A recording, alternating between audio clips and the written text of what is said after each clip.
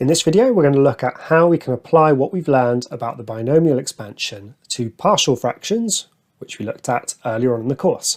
Let's take a look. All right, so this question says, express f of x in partial fractions. Here's f of x, and hence find the first three terms in ascending powers of x of the expansion of f of x. All right, this is going to be a long question, so I'm just going to do one example in this video. It's unlikely in an exam that you'll just get one question like that because it's such a kind of huge process, as you'll see. But you could be asked to kind of fill in the gaps of any part of it. So, okay, first thing to do, express it in partial fractions. So I think I'll just notice that the denominator factorizes. So I've got 7 minus x divided by x plus 2x minus 1. So that means I can split this up into a over x plus 2 plus b over x minus 1. And if you don't know what I'm talking about, please go back and rewatch the partial fractions chapter. If I add these together, I'll get a times x minus 1 plus b times x plus 2, and all of that over x plus 2, x plus 1, x minus 1. So that means that the denominator here should match the denominator here. So it means that 7 minus x should be identical with a x minus 1 plus b x plus 2. And now we can just pick the sneaky values of x to put in that makes this work, or makes this simple. So I'm going to start with x equals 1, because if x equals 1, this bracket just disappears. So I can work out b. So when x equals 1, the left-hand side is 7 minus 1 is 6, and the right-hand side is b times 1 plus 2, which is 3. So 3b equals 6, and b is 2. The other sneaky value I'll put in is x equals minus 2.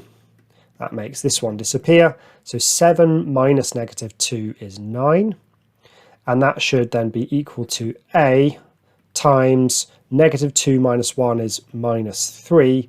So dividing through by minus 3, I get a is negative 3.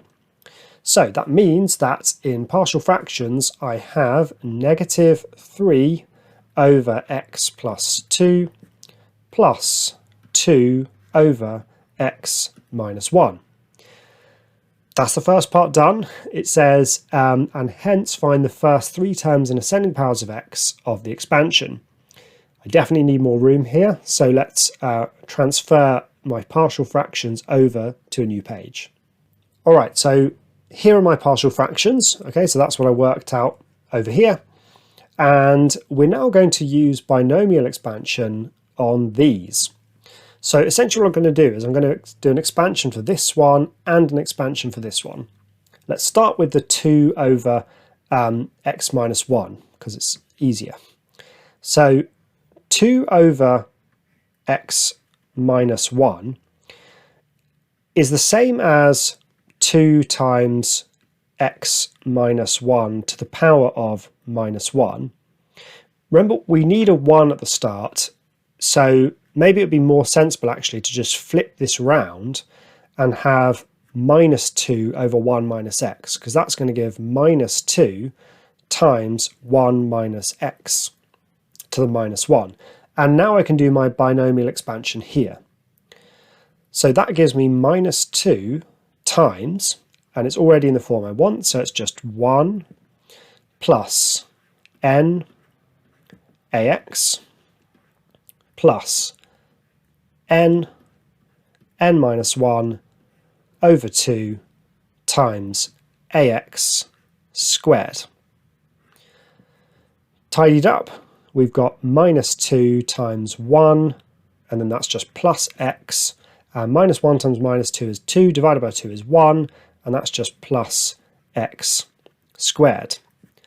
So expanded, that gives me minus 2 minus 2x minus 2x squared. All right, there's, plus dot dot dot. Now the other one here, so this is going to need a little bit of work. So we need to have the 1 at the start. So I can just write this sort of the other way round. I can say that we've got minus 3 over 2 plus x. Well, that's the same as minus 3, 2 plus x to the minus 1. And I can factorise out a 2 here to get minus 3. And now we've got to be super careful here. And that's 2 times 1 plus a half x. And then all of this to the power of minus 1. So that gives me minus 3 times 2 to the minus 1, which is a half, and then 1 plus a half x, all to the power of minus 1.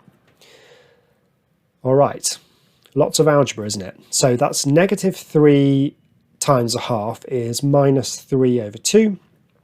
And now I can do my expansion on this. So that is 1 plus n ax plus n minus 1 over 2 times ax squared, which gives me negative 3 over 2.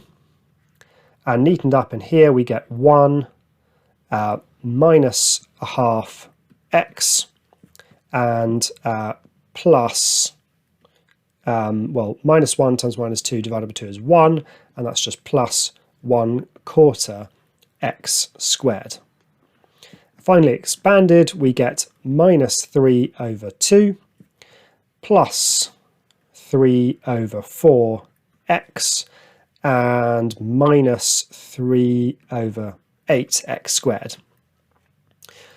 We're nearly there now. All I need to do, since this and this were just added, is just add these two terms here. So adding them up, I've got minus 2 and minus 3 over 2, so that's minus 7 over 2. And then I've got minus 2x plus 3/4 x, which is minus 5 over 4x.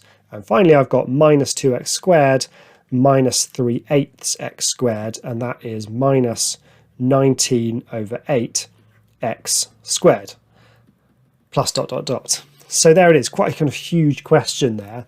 But yeah, I really don't think you're going to be asked to do that whole thing. What you could be asked to do is maybe a part A, which says show that the partial fractions is this, and then maybe one of them is done for you and you need to do the other one. Essentially, you should be aware that you can split algebraic fractions into partial fractions and then use a binomial expansion to form an approximation. All right, there's one final thing which we should think about, which is for which values of x is this expansion valid. To do this, you need to go back and look through all of the expansions that you've done and basically find the strictest criterion.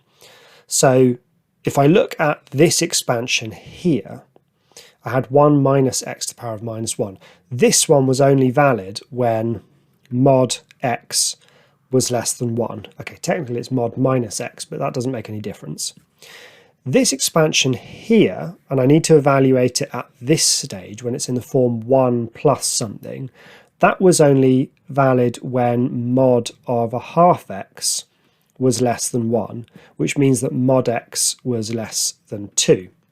So which of these is stricter? Well, this one only valid when x is between minus 1 and 1. This one only valid between minus 2 and 2. This is the stricter one, which means that this expansion here is only valid between minus 1 and 1, so when mod x is less than 1. Okay, that's quite a huge question, isn't it? It's unlikely in an exam you would just get asked that all in one go. I mean, it would be an absolute shed load of marks if it was, sort of 10 marks or something enormous. Much more likely is there'd be a part A where you're maybe needing to show that f of x can be split into partial fractions, like show that it's that, and then a part B maybe where that is even broken up for you, or maybe you just have to do one of them or something. But I want you to be aware that you can take an algebraic fraction, split it into partial fractions, and then expand each of those. So you can get a polynomial approximation of a big looking algebraic fraction. All right, that concludes our chapter on the binomial expansion, although it will crop up from time to time later on in the course. I'll see you in the next chapter.